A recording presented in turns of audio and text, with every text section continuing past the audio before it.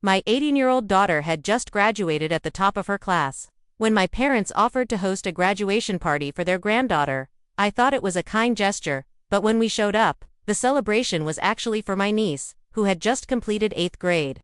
The cake read, "For our only granddaughter." I didn't cause a scene right then. Instead, I responded 3 days later with a letter. That's when they started screaming. Let me walk you through the last time I placed any trust in my parents, especially when it came to something that mattered. Actually, forget that. This was the last time I trusted them at all. Because this wasn't just your typical family oversight. This was unforgetting a birthday or mixing up names again. Or accidentally calling my daughter by the dog's name for the 10th time in a row. No, this cut deeper. This was betrayal frosted with buttercream, dished out beside shrimp skewers and a platter of lies. It all began innocently enough. One Tuesday afternoon, my mom called. Her tone was light and casual, the same one she always uses when she's about to casually wreck my day. But wants me to think she's doing something sweet. We were thinking of throwing a graduation party, she said, for our granddaughter. Just like that, our granddaughter. I was standing in the parking lot loading groceries into the car and almost dropped an entire bag of rice. Oh, I asked. Just something small with family, she said. We'd love to host. That was all, I replied. Thank you. And she sounded genuine, the kind of sincere that makes your shoulders ease, that tricks your heart into hoping that maybe, just maybe, things would be different this time. I didn't even pause to wonder who she meant. Obviously, my daughter Mia had just graduated from high school. Valedictorian, no less. After 4 grueling years, filled with sleepless nights, dragging group members through projects they didn't care about, and pushing through emotional burdens no teenager should have to carry, she had done it. She had made it. Maybe now, just maybe, my parents were finally seeing her the way I always had. That night, I told Mia about the party. Her eyes lit up. "Grandma and Grandpa?" she asked. I nodded. She blinked. Really? I nodded again. She didn't say anything more, but I saw it. That flicker of hope. Like after years of being helpful, being kind, being good. Someone had finally seen her. If I had the power to turn back time, I'd tell both of us not to get our hopes up. The day of the party was sweltering. Not your average summer heat, but the kind of sticky back of your knees heavy air that drains you before noon. My husband Marcus couldn't locate his nice shoes. Mia kept swapping out earrings. I was already sweating before we got into the car.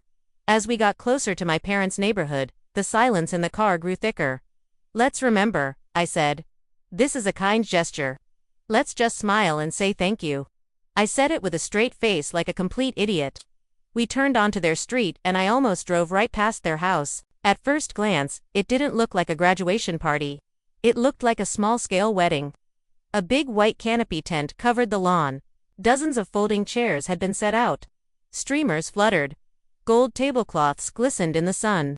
Even those little customized yard signs had been planted in the grass.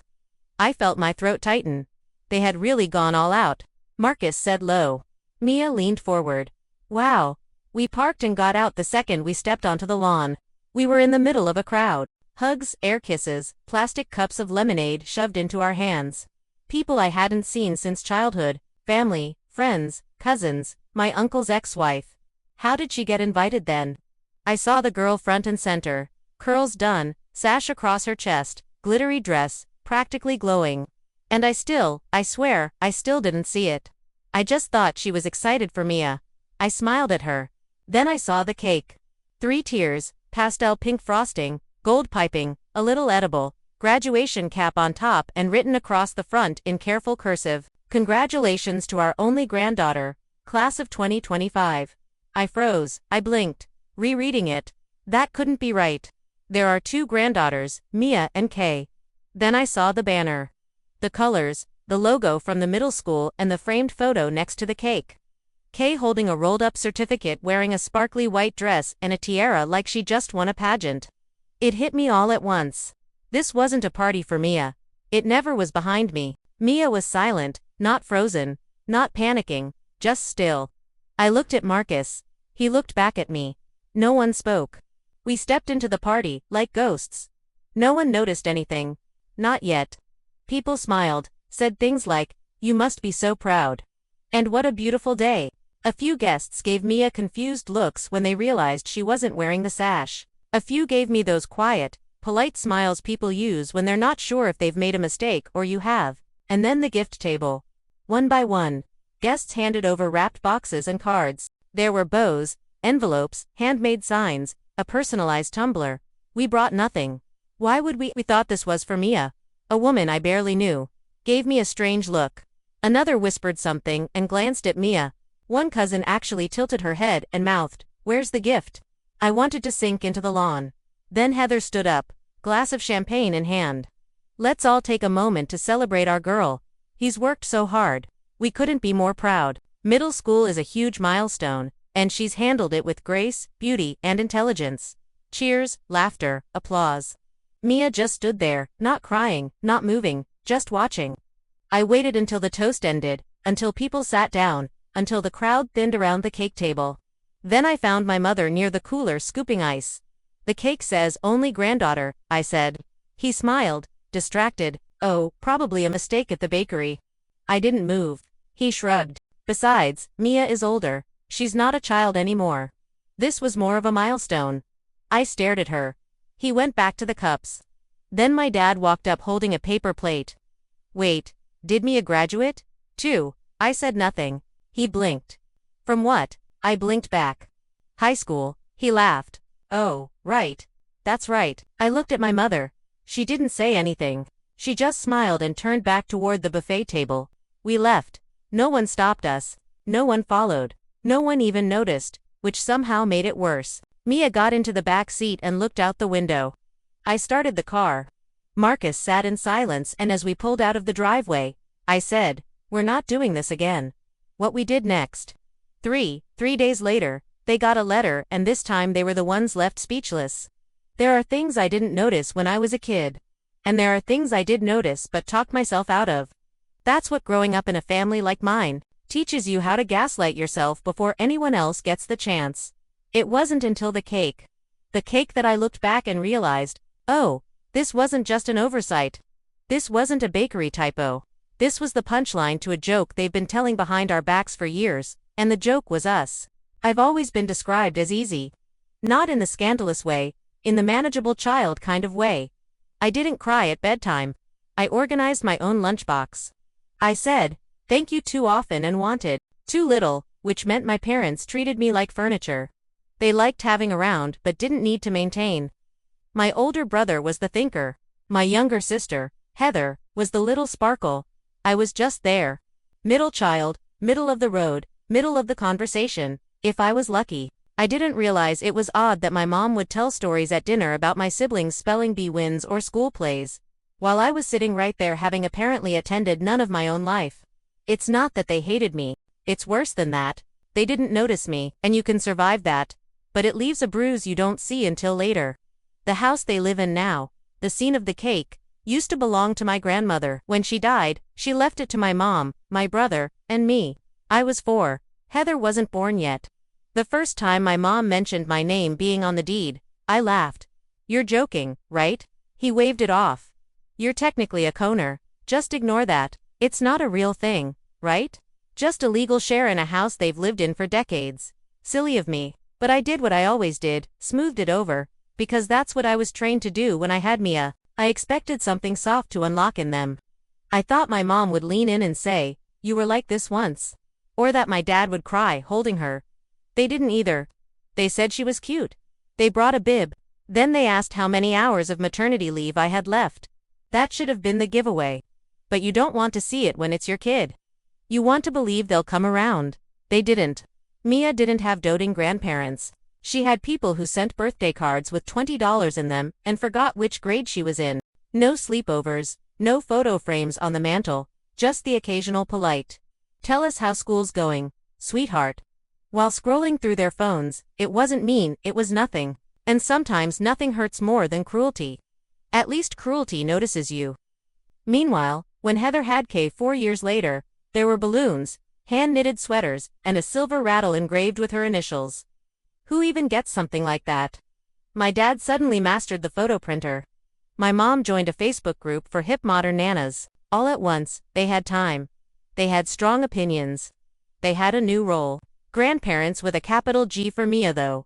They were just older relatives who happened to share a table with us twice a month. We never missed a dinner. We smiled. We brought dessert or a side dish. We listened to long stories about Kaya's piano performances and recent tooth fairy adventures. Mia even complimented her drawings, which were usually just a few purple crayon lines and a triangle she insisted was a dolphin. I think Mia understood what was going on, but she kept trying, truly and earnestly. She offered to help clean up, set the table, and laugh politely at Grandpa's terrible jokes. She taught them how to use the TV remote, how to write an email, and how to save a contact in their phone. I watched her type gently, as if hoping that being kind and useful might finally mean she was worthy, not of gifts or money, but of love. Her other grandparents, my husband's parents, live in Europe. She might get to see them once a year, if that. So, this wasn't just about attending Sunday dinners. For Mia, it was about having grandparents at all. She longed for the things other kids had. Relatives who shared embarrassing baby stories, pinched her cheeks, and mailed strange souvenirs from tourist traps in Florida. She wanted to be the kind of granddaughter people remembered fondly. And she was, but it didn't matter. Not in the way that counted. Sure, they liked her, they appreciated her. Like how you'd appreciate a neighbor who brings your mail in during a rainstorm. Thoughtful, helpful, and easy to forget. During senior year, she poured everything into her efforts. Graduated at the top of her class, won debate tournaments, racked up volunteer hours. She really did it all. And I could see it building inside her, this quiet, swelling hope that maybe success would finally shift the balance. She never said it aloud. She didn't have to. She'd casually drop things like, "I think Grandpa likes history, right? I aced that project." Or, "Do you think Grandma saw the photo you posted?" She wasn't asking for a big celebration, just a simple acknowledgement, a sign that she mattered for more than just showing up and helping out. I told them about her graduation weeks ahead of time, sent the details not once but twice. No RSVP. Then, 3 days before the ceremony, my mom texted, "Sorry, not feeling 100%. Might sit this one out." Sit it out like it was a backyard barbecue, like it wasn't the conclusion of 18 years of effort and perseverance. When I broke the news to Mia, she didn't say a word. She just tied her shoes and asked if her speech sounded all right. That was the hardest part. Not the silence, but how ordinary it felt. So, when my parents later called to say they wanted to throw a graduation party for our granddaughter, I didn't hesitate. I didn't question it. I didn't analyze. Of course, I assumed they meant Mia. Who else could they be talking about? They said, "Our granddaughter." And for once, I allowed myself to believe they were including us. I told Mia, her face lit up. Not an obvious grin, just a quiet, soft smile. But I saw it. That flicker of hope that maybe, just maybe, they were finally trying. She didn't ask anything. She just nodded and said, "Okay." He picked out a dress. She even offered to bring one of her favorite teachers to say a few words. She was nervous and excited and scared in that hopeful way that only teenagers are when they still think things can be different. And honestly, so did I. We were wrong. I never thought I'd be the kind of person to send a letter like that. Not a handwritten note, not a Christmas card with best wishes scribbled in fake gold ink. I mean, a letter. Letter one that makes people stop breathing for a second when they open it. One you don't respond to with words. You respond with rage. I didn't even write it myself. Marcus did. He drafted it like it was nothing. Calm, polite, lethal, a surgeon's cut. I signed it without blinking because I wasn't doing this for me. I was doing it for my daughter. It didn't feel triumphant. Not at first, just strange, quiet, almost clinical. We printed 2 copies, one for our records, one to drop off. I didn't mail it. I delivered it by hand folded once tucked into a plain white envelope. No return address. No note, just the words. I intend to sell my 1/3 share of the property located at Plain non-negotiable. They could theoretically buy me out, get a loan scraped together, their pension checks, and do whatever it is people do when they re-faced with the consequences of a decadal-long power imbalance. But I knew they wouldn't, and I knew that wasn't the point. The point was they don't get to own me anymore. Heather called. First, I picked up because I wanted to hear how it would start. She opened it in front of Kay. She said, "Like, that was the greatest crime committed all year." I didn't answer. Mom screamed Laura like full volume. She nearly dropped her tea. Should I apologize to the tea? Heather didn't laugh. She was sobbing. I thought someone died at first. Did she read it out loud? I asked. Yes, she said. You're trying to sell the house. Our house, correction. I said.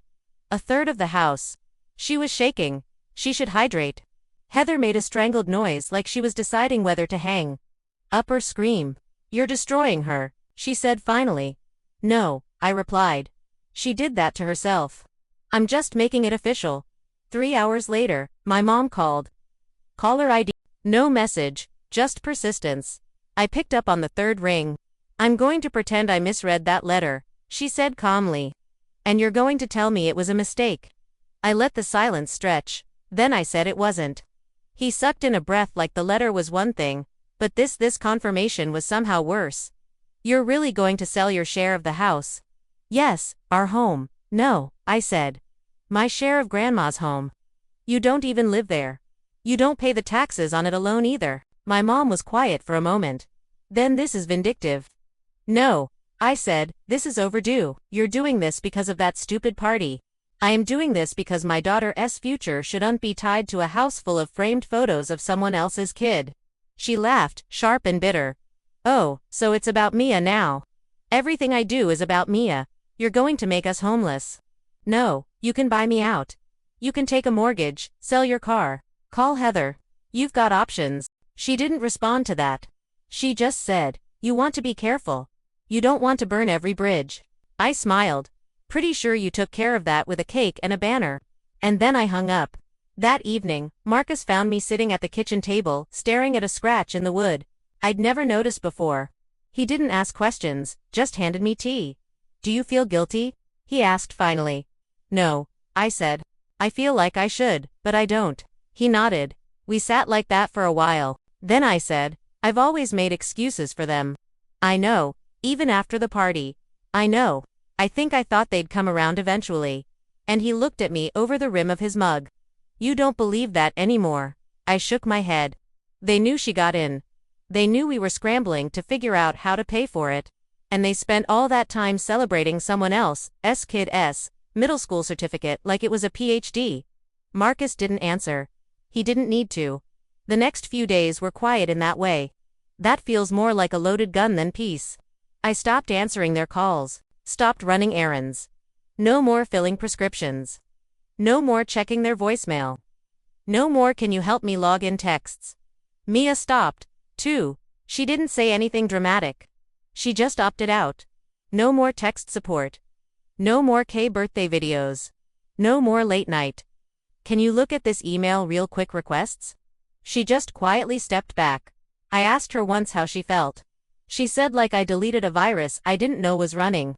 Then for days later, Heather tried again. You don't even know what you've done to Mom, she said. She's walking around the house like a ghost. I thought she was already doing that. She keeps rereading the letter like it's a death notice. Maybe it is for the version of herself that thought she'd get away with it forever. She's not eating. She's not listening either. Heather sighed. It's not too late to fix this. It is just call her no. Just talk to her. Laura, I did. I sent a letter, and then I hung up again that night. Mia came into the kitchen as I was drying dishes. She leaned against the counter, arms crossed. You ever feel like the bad guy? She asked. I paused. Yeah, all the time. Why? She smiled faintly. Just making sure I wasn't the only one. I smiled back. Then she said, do you think they'll ever get it? No, I said. But that's not the point. We don't owe them understanding, just boundaries. She nodded once, and we left it at that. I thought the cake was the low point. You know the one. Congratulations to our only granddaughter in swirly pink frosting, piped with such deliberate cruelty. I'm surprised the bakery didn't file a warning report, but apparently I was wrong. Apparently, there are worse things than being erased from your own daughter's graduation party. Like finding out the same people who raised you tried to take away her entire future. It started 2 weeks after the letter. The letter Marcus helped me write, the one that said in lawyer-perfect language, I'm selling my share of the house. No threats, no yelling, just facts. 2 weeks later, Mia walked in from dance class with that face.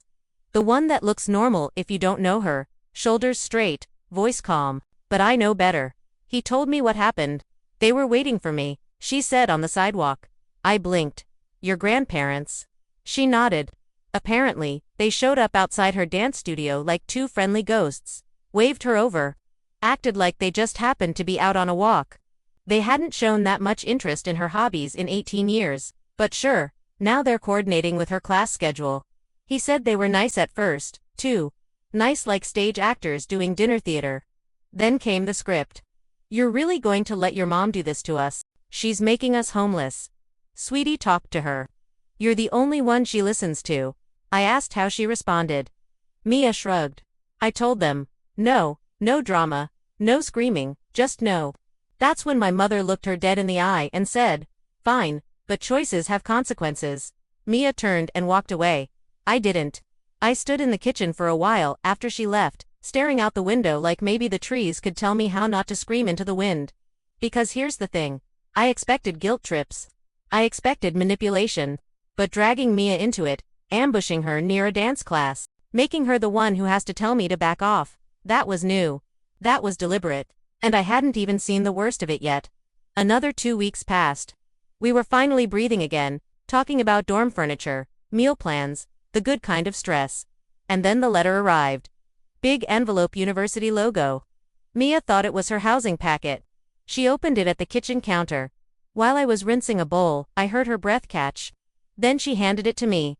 It wasn't housing. It was a notice from the admissions office. Her enrollment was under review. An anonymous report had been submitted, alleging omissions, inconsistencies, undisclosed legal entanglements.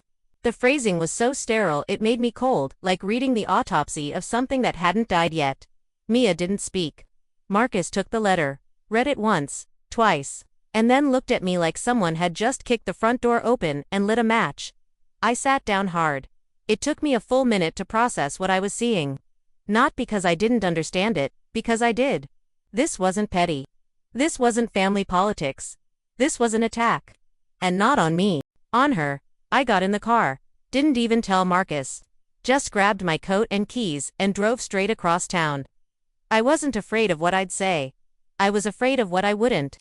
My father opened the door like he'd been watching through the blinds. My mother appeared behind him. Not surprised, just smug. I didn't say hello.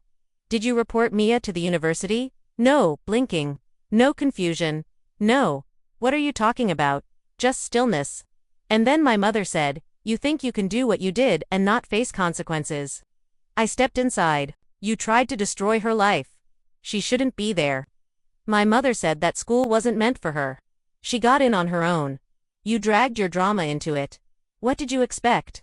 "I expected you to be angry. I did not expect you to sabotage a child's future just to get even. She's not a child. She's part of this." I stared at her, and something inside me snapped. Not in rage, not in tears, just a clean break, like bone pulled from bone. "You're not just bad grandparents," I said quietly. "You're dangerous people." And then I turned around and walked out. They didn't see me. Hit record before I rang the doorbell. That night, I sent 3 things to the family group chat. No greeting, no explanation, just a photo of the cake, a screenshot of the university acceptance letter, and an audio clip of my mother saying school wasn't for her. Then I shut off my phone and started making dinner. The backlash came fast. Within an hour, the chat lit up like a Christmas tree set ablaze. Cousins I hadn't heard from in forever were chiming in with, "Wait, what? And is this legit?" One aunt messaged me directly. "I had no idea. I'm so sorry." 3 people quietly left the group without saying a word. Eventually, Heather jumped in. "This is being blown way out of proportion."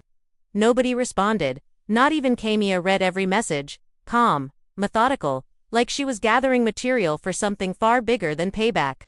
When she reached the last post, she looked over and said, "I don't think I want to see them ever again." I gave a small nod. She turned and went back to her room like she'd just finished cleaning up someone else's disaster. And in a way, she had. A few days later, my phone rang. It was my brother. We hadn't spoken since the party. "They called me," he said. I didn't say anything. "They want help buying you out." Said they're desperate. Still, I remained silent. Then he added, "I told them no. Actually, I want to sell my third, too." Something loosened in my chest. "For Mia," he said. They crossed a line. That evening, Mia and I sat on the back porch. The sun had dipped just enough to soften the sky. She stirred her tea with a bent spoon, one she'd warped months ago and never replaced. Then she asked, "If they said sorry, would you forgive them?" I really took a moment to think it through. "Honestly, no," I said. "Not for this." She nodded once. "Good." Fast forward a year. The house sold not instantly, but smoothly. Solid price. My 1/3 share covered everything Mia needed. Tuition, housing, those surprise bills that always show up, and still left more than I anticipated. We haven't heard a word from my parents since. No phone calls, no apologies, no random notes slipped into the mailbox. As far as I know, my brother hasn't heard from them either. He signed his share away and vanished. The quietest exit I've ever seen him make. Heather's still hovering on the edges, but that bright loyalty she once had is gone. From what I heard, she finally confronted them a few months back. Told them she couldn't keep defending what they tried to do to Mia. Said she needed space. Apparently, they gave it to her. My parents used their portion of the money to buy a house, if you can even call it that. Tiny, falling apart, far from anything. The streets rough, the neighbors worse. They couldn't qualify for a loan, so they paid in full cash for leaks, rot, and midnight sirens. But it's theirs now. Every cracked tile and creaky floorboard of it. Mia, she's grounded, focused, razor sharp in all the right ways. And they'll never get to claim a shred of credit for any of it. But tell me this, did I go too far or not nearly far enough? Drop your thoughts in the comments and don't forget to hit subscribe.